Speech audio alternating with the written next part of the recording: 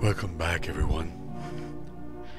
If you recall, we created this, or added, we didn't create it, we added this graphic to the document last time. Let's go back to our normal view here.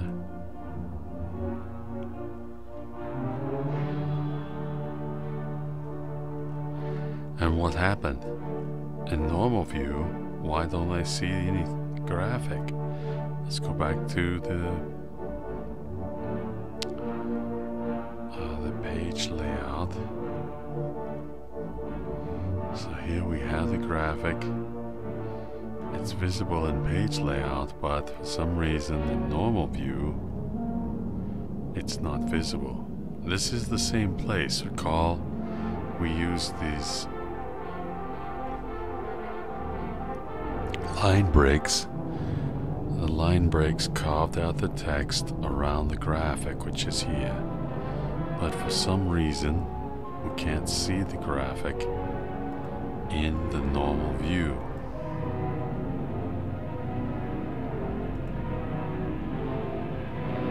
And we can see it and work with it in the print layout view, the page layout view. So that's this depressing, actually, that we would not be able to see this graphic.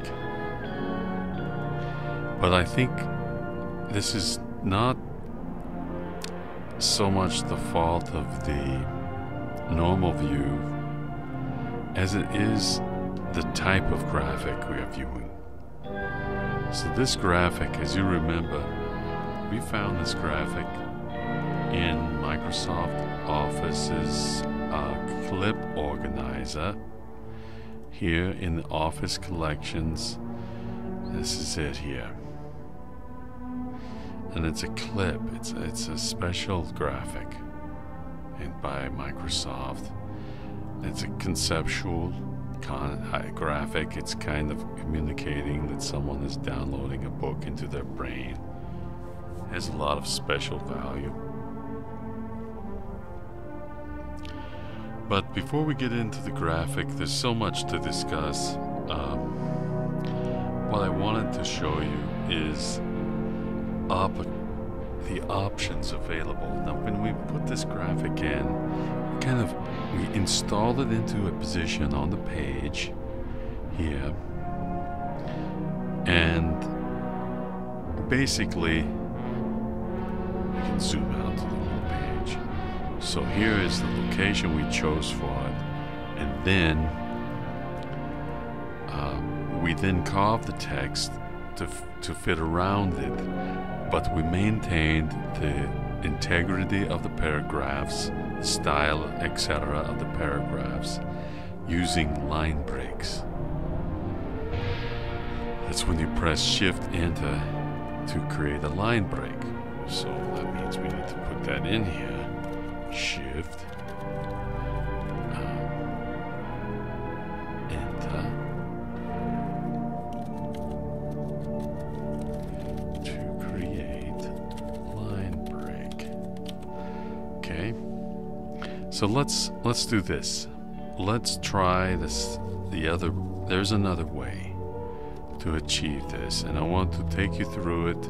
Now that you know an old way, let's learn about what is the new way of working with graphics and text. Obviously, this has a problem because the graphic is mixing with the text and you don't know what's being said here. In the graphic itself, you can specify that the text wraps tightly. And when you do that, you can see the result. That Word, it does this trimming for you, does the carving for you. Let's just take a look at this. So I'm going to take this graphic, I'm going to shrink it down some. And then I can just take it and I can relocate it. And just notice how Word behaves. With every new location, Word then begins to build a new open carving for the graphic to be accommodated within the text. And this is a very powerful tool as long as it does what you want it to do, right? As long as this is your intention, then very good. It does well. But you can see here things begin to become, when you have a outline structure in your text, you begin to create some chaos here as you mix the text and the graphic. So clearly, yes, this is a very special graphic, as we know, but there's also a lack of control here. In order to achieve your desired effect, if you want precise control, we showed before the way to do it. But if you don't care so much for precision, then certainly this is another technique. I would argue that if you're carving out text to put in a graphic, you might care about the precision that is used. Now there's several other choices. You can change whether the text is behind or in front of the graphic. You can force the text to fit around the graphic in a rectangular fashion, like so. You can also say, okay, I want the graphic to stand alone in my document. Let's take it back down so that the graphic will have no text on either side, and so that's that style as well. And of course here we have, this is, they're calling the through text and the graphic, which is pretty good. Actually, they're doing a good job here. It looks like they're trying to create a pretty good carving automatically. So it saves some time if it's done right. You can see, of course, here's a what we call orphan. This is a word that is out in the middle of nowhere, and the reader must take care that they don't miss it. So that's kind of a bad thing. But I just wanted you to be aware that Word does have quite a bit of powerful tools. One thing that we can see here, as I take this, as I'm moving, the anchor for the image is also moving on the page, okay? So this is another way, another technique. Now you can see here that this image, it's not transparent. So what if we want it to be transparent? How do we control its transparency? Well, here I think is where you can.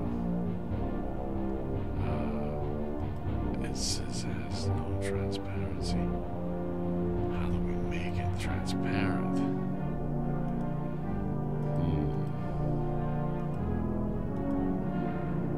We're going to have to do something to this to make it transparent.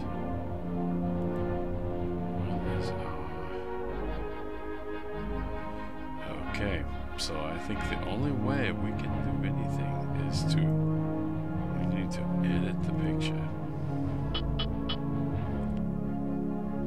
So we have to convert it.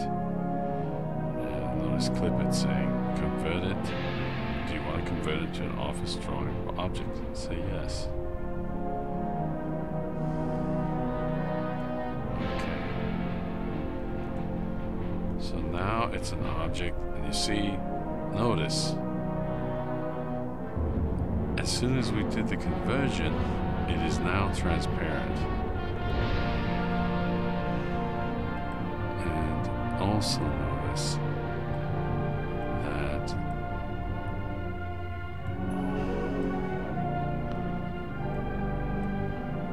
this is the canvas of the image. the text is behaving very strangely around it. What has happened? Well, now we have a situation where we need to make we've accomplished transparency, which is good because we can put the image anywhere we want. But again, let's say for example we want to put it here. We want all the text to be on this side. So the first thing we need to do is we need to tell this paragraph, I want you to be right-hand justified. I'll explain this, the reason for this very soon. So Alt-O-P, alignment is right, okay. And now I'm going to come in here and I'm going to put in new line breaks. Start with this one here. Shift enter. Okay, not too bad. Let's put another one here. Shift enter. And let's put another one here. Shift enter.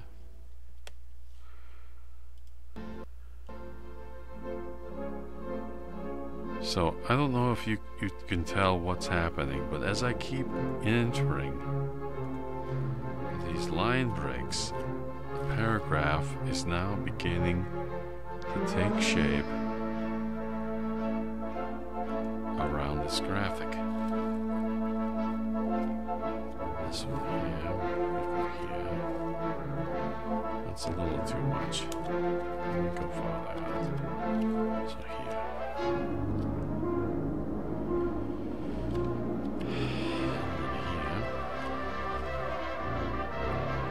Not quite enough.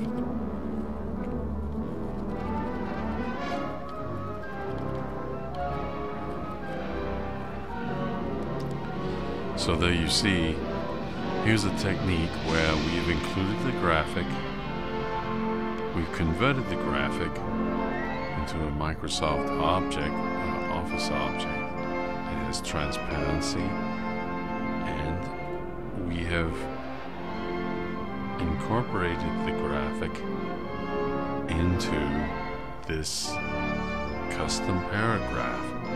This paragraph, then, as you can see, we've changed the margin.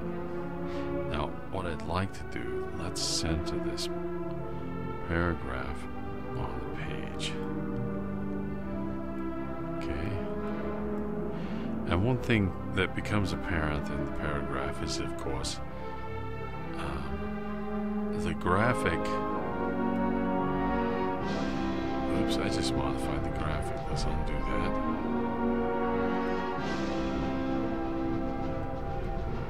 So you must grab the graphic from the frame.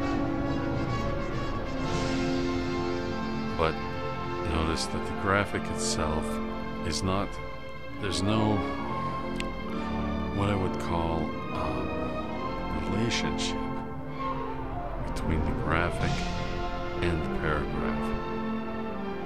So let's do a test. We want to check and see if we add more text above, will the graphic move with the text? This is a good test, yes? So we just copy some text. I can right click and pick copy. And then here,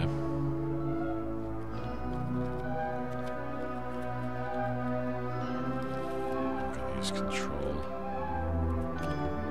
Alright, let's paste this. Yes, so this is our paste icon. And look, it did exactly what we wanted.